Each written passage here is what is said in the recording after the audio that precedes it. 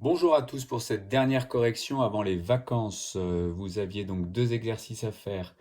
Le numéro 39 dans lequel vous avez en fait un grand rectangle qui est ici, à l'intérieur duquel on a enlevé le petit rectangle blanc ici à l'intérieur. Alors pourquoi je dis ça? Parce que je pense que c'est le plus simple pour calculer ici l'aire de la partie jaune en faisant le grand rectangle moins le petit rectangle. Le grand rectangle mesure 5 mètres fois 4 mètres, c'est donc bien la totalité ici. Ça fait donc 5 fois 4, 20. Et on enlève le petit rectangle blanc qui est ici, le petit rectangle qui mesure 3 mètres fois 2 mètres, c'est-à-dire 3 fois 2, 6 mètres carrés, ce qui nous donne un résultat qui va arriver sous vos yeux ici, donc 20 moins 6, 14 mètres carrés. Ah, ça coince un petit peu. Et donc en fait, on a bien soustrait le grand rectangle, enfin le petit rectangle du grand rectangle. De toute façon, vous aurez la fiche PDF disponible comme d'habitude. Ensuite, la deuxième partie est plus compliquée, mais surtout beaucoup plus périlleuse ici avec le livre. Alors, je vais meubler un petit peu en vous racontant une histoire drôle. Hop, hop, hop, hop, hop. Ben non, a priori, je n'ai même pas besoin de raconter une histoire drôle, puisque...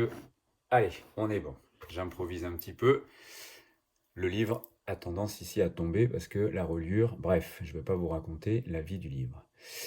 Ici, pour calculer cette aire-là, le plus simple est de prendre le grand rectangle qui est ici, vous calculez son aire, et ensuite vous enlevez les trois triangles rectangles qui sont sur les côtés.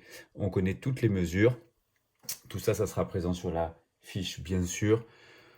Le grand rectangle mesure 36 fois 24, aucun souci, longueur fois largeur, l'aire du rectangle. Et ici, comme la totalité fait 24 et que vous avez ici le point H au milieu, ça veut dire que vous avez 12 d'un côté, 12 de l'autre. Ici, vous avez 36 sur la totalité, donc comme on est au milieu, ça fait 18 d'un côté, 18 de l'autre. Donc par exemple, ici, le triangle rectangle mesure 12 et 36, la globalité.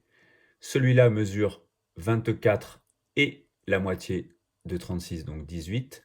Et celui-là mesure la moitié des deux, c'est-à-dire 12 et 18. Ce qui vous donne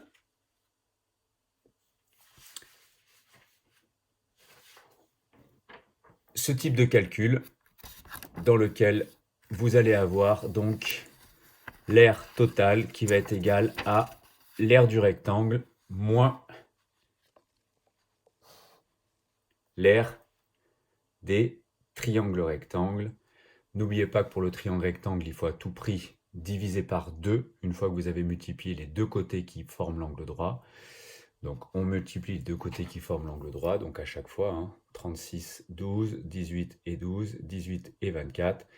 Et attention, attention, de toujours penser à diviser par 2 pour le triangle rectangle, ce qui nous donne un calcul final qui est ici.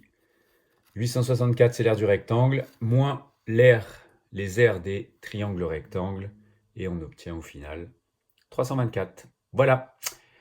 Bonnes vacances à tous, bon courage, et on se retrouve à la rentrée avec certainement une visio.